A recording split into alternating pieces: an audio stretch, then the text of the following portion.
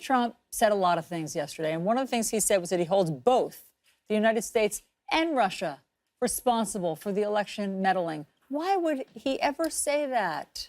Well, I mean, let's step back for a second. I mean, let me explain what I think he's trying to do, and let me also explain why it's not working and why I think he has to reverse course immediately, and he's got to get out there as soon as possible before the concrete starts to set on this. It's starting. I mean, already Republicans in Congress he has to reverse course more than we had heard. Here's what I would say. If you're loyal to the president, okay, which I happen to be very loyal to the president, loyalty right now requires you to tell the truth and sit with him and explain to him the optics of the situation, why the optics are bad, the strategy in terms of trying to get along with Vladimir Putin and deploying a strategy of going against the intelligence agency is very bad.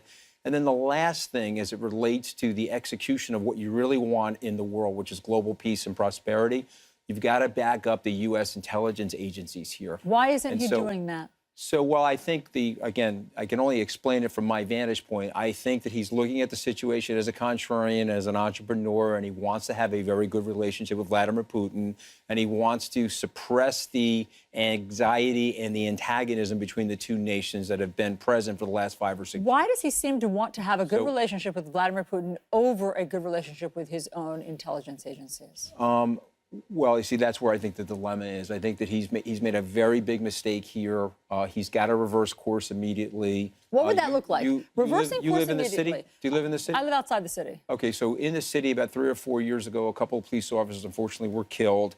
The entire police department turned their backs on Mayor de Blasio. I don't know if you remember the situation. I do remember that. He reversed course. Okay, Mayor de Blasio and I are different parties, and I'm not in love with the guy. But his course reversal was very, very smart. We have the lowest crime rate now in the city. So just show me what He's got to reverse course. What would that look like today? What can President Trump come out today and say and do that you think would be effective? His smartest, most loyal aides and his smartest, most trusted advisors that are super loyal to him have got to get to him right now and say, listen, this is a grave mistake, okay? You've got the German foreign minister speaking out against us, the optics of the situation. You know, you're an aesthetic guy and you're a media guy. The optics situation are a disaster. I understand the course objective, but we got to change strategy. But again, so what today could the president say to the American people that would allow us to unhear what we heard yesterday? I'd be issuing a statement. If you go back to Charlottesville, the president had it right in the early part. He came back to the White House. He issued a statement after Charlottesville. Then he went to the press conference in the Trump Tower. And blamed both sides. And then he made that statement, which I think was a regrettable statement. But he's got to get out there right now. This is a And just craft that statement for me. Just tell me the statement that would make us unhear that he blamed America. I think the statement is very simple, that after talking to Dan Coates and my team, the evidence is obviously irrefutable. We spend, I don't know, $30, $40 billion acquiring this evidence. Men and women have lost their lives acquiring this intelligence. These are my people. I'm the commander-in-chief. I've looked at the evidence, and I misspoke at the press conference yesterday. And so why has he never said that, Anthony? I've been very tough on Russia. Anthony, hold on a second. Why has he never? He's had 18 months to say something like that. Why has he never said that? Surely he knows what the intel looks like. Because the president is sore about the questions of the legitimacy of his electoral success. And the president is conflating the two issues. He's tying the collusion accusation, okay, to the irrefutable evidence that the Russians meddled in the election. You see what's happening? So by conjoining those two things, he's getting very frustrated and he's getting emotionally charged. Is it possible? Hold on, Anthony. I have a question. Is it possible that he's putting his own ego over that's what I was just going to say. The United States and our reputation? Well, I was just going to say that, okay? And I want to start out by saying anytime I put my own ego in place, particularly in the White House, okay? That's one of the reasons why I lost my job, frankly, okay? When Reince Priebus was coming after me and blocked my OPL position and the president eventually gave me the comms job position, I had my ego in place, okay? And it caused me to do things that were mistaken. And that's what he's doing. I lost my job. And so I'm here to tell you, anytime somebody puts their ego and their pride in the situation, they can get emotionally charged and they can make tactical and strategic mistakes. And I believe he did that in Helsinki yesterday.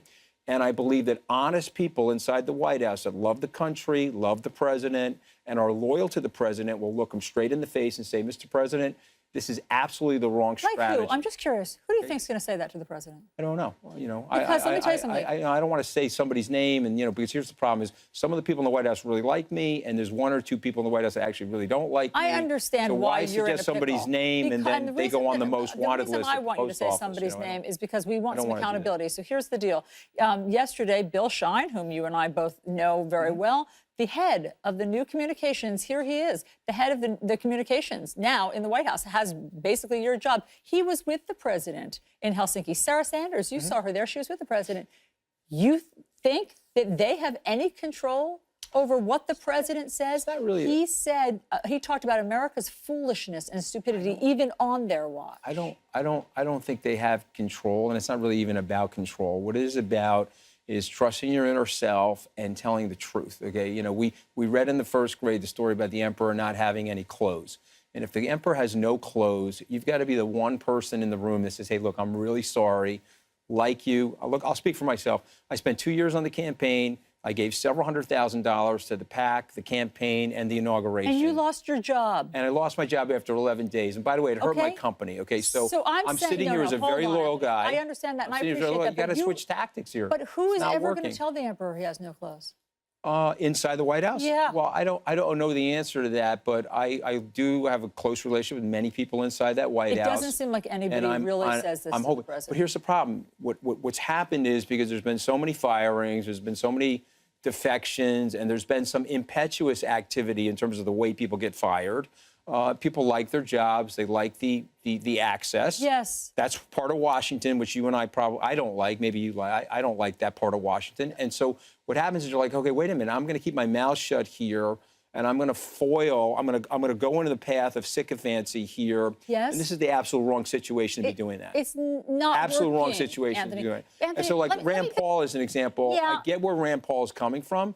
And I, too, want peace, and I do want to figure out a way to have mutual interest with Russia. I totally understand the issues related to Russia and the threat of Russia as a nuclear power. Yeah. But this is absolutely wrong. So then you've got to reverse course immediately. Okay. So you're recommending that the president put out a statement today and say what you said, say what you recommended that he say, and unequivocally for the first time... Well, maybe not say what I'm saying. I mean, he's got smarter people in the room than me. He's got smarter people in the room than me. Okay. He should sit down with his team. He's got some great people in there. You mentioned Bill Shine. These are great people. Sit down, formulate a statement, reverse course immediately. Why haven't they done that? It's 8:08 in the morning on the East Coast, Washington. They haven't done that because I think, number one, there's a general reluctancy for the White House to ever backtrack on certain things. And ever apologize for anything. There's a general reluctancy to apologize, although he did apologize to Theresa May at the press conference the other day. I think you caught that. He did apologize after the Access Hollywood tape. Do you think that we're going to hear an apology today? I don't know. But let me just give you these other 2 points. He walked back the child separation policy, and he decided the decision to bring the flags down half-mast after the So occasionally Gazette he reverses shooting. Course, and you think that He's got to reverse. He's got to reverse we will course. see that. Because here's what's going to happen. If he doesn't reverse course, he's creating unnatural alliances against himself. He's got Republican Party members that want to support him, that are going to switch on him now, and they're going to conjoin themselves to the Democrats, and he doesn't want that right now. Yeah. He's got so many things going on so well in the economy, so many things going on so well in terms of what he's doing right. This is a glaring optical mistake. This is a glaring strategic mistake. Is it a glaring belief system mistake? Does he believe what he said? Let me just play for everybody. Hold on one second. Let me just play for everybody. I think he's when he said conflating the both issues sides of were to blame. This was collusion him yesterday in Helsinki, and I just want to play the president's own words so you can tell me if this is what he believes. Okay. Listen to this. I hold both countries responsible. I think that the United States has been foolish. I think we've all been foolish. We should have had this dialogue a long time ago, a long time, frankly, before I got to office. And I think we're all to blame. I do feel that we have both made some mistakes.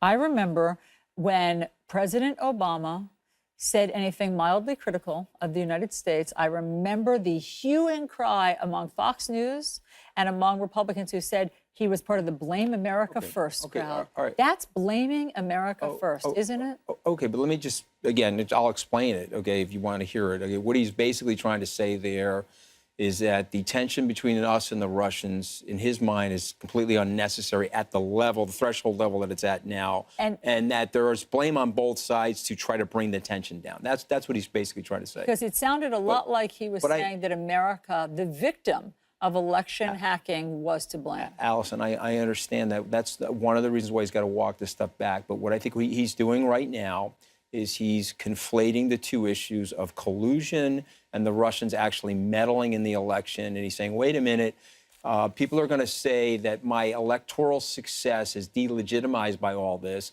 That's the expression of the frustration. I understand. That's where he's coming from. But again, he's got to knock it off. The office of the presidency has to be bigger than any one person's ego, as you pointed out. Something else interesting happened yesterday.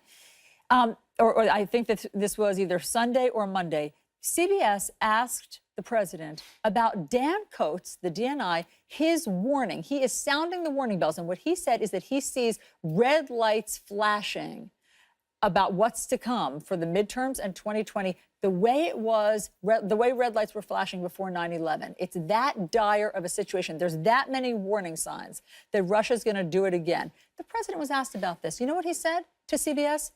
Well, I don't know. I'm going to have to look into that. He doesn't know whether or not Russia's going to try it again. How can the president of the United States not know that, Anthony? I'm not here to speak on behalf of him in terms of like what's inside his mind. I'm here to offer an objective, someone that's loyal to the administration, someone that tried to help him become president, and someone who actually sacrificed a lot, frankly, to have that happen. Okay. So why are you so loyal? You have sacrificed so much. Because here's the reason. Okay. He, in my opinion, if you look at the economy, you look at the progress that we've made on policy, and you look at economic growth and opportunity in the inner cities, African-American unemployment, Hispanic-American unemployment, and you look at the in general direction that the country's going in, it's very, very good. If you look at this specific issue is very, very bad. And if he doesn't switch course on this, what will happen is he will eventually lose people that want to support him, okay? And so I'm a very loyal guy. You know, when my friends are in trouble, I like running towards my friends, not away from them. I've always done that in my life. We've talked about Michael Cohen here on this show. I feel that way about Michael Cohen. You've done a lot of running towards the White House. I have, but this is a major mistake, Allison. And so if they don't reverse it, this is not a mistake of words, by the way. This is not a bad PR kerfuffle. It's a mistake of what? This is a mistake of strategy. And this is a mistake of execution. This is a mistake of thinking, and you've got your ego involved. And let me tell you another thing you're doing. You're conflating the issue of Russian collusion with Russian meddling, okay? Don't conflate those two issues, okay? I believe that the president didn't collude, and I accept him at his word there, but I also believe, Dan Coates, that the Russian government and Russian intelligence officers are trying to disrupt our democracy, and they're trying to make Americans lose trust in the faith of their democratic institutions. The president needs to do something about it. He's got to speak out about it, and he's got to reverse course immediately. And I'm telling you, if you don't reverse course immediately, what ends up happening is unnatural alliances are going to build up in Washington and outside of Washington. Listen, you're already hearing Republicans speak out in a way that I'm not sure they have. By the way, don't miss what the German foreign minister said. If the president said he's having a great time in NATO and NATO loves him and they love him, don't miss what the German foreign minister said. Which was? The German foreign minister said that we're now worried about the United States and we're now thinking about the United States as us and them being in a potential adversarial And that's very troubling. It's very bad for the United States. And I want to say one last thing. I know you got to go to break, but you have to understand the reason why we were spending more money on the military, that was a strategic decision that was made 75 years ago to make sure the United States had military superiority over all other nations. Tell that to the president. But I think it's important for the American people to understand that it's not like when he says pay their bills, I get that. If you want to make an adjustment to the new world, the post-World War II order. It's the president who's upsetting that world order. Okay, but Allison, we made a decision to spend more money so that we would be the military superior nation because we believed in our benevolence and our democratic system. Yes, and we had more power. We could call more shots, and the President Trump is changing that. So it was worth that money, Allison, okay? And the people are not really understing that. And I don't think anybody inside is that a euphemism for President Trump? Well, I think the president, I don't know who's talking to him, okay, but Secretary Mattis should say, listen, in 1945-46, We demilitarized Japan. We demilitarized Germany. Yes, I know all of this history. We put the system in place. It's President Trump who's and we upset in spent the this. extra money so that we wouldn't have to worry about these guys having military. Maybe he's listening to you this morning, but we got to go. Adversaries turn into allies, and allies turn into adversaries. We got to be careful. We're seeing that happen, Anthony Scaramucci. We appreciate you giving us a window into the White House. Thank you very much. It's great to be here, Allison. Thank you.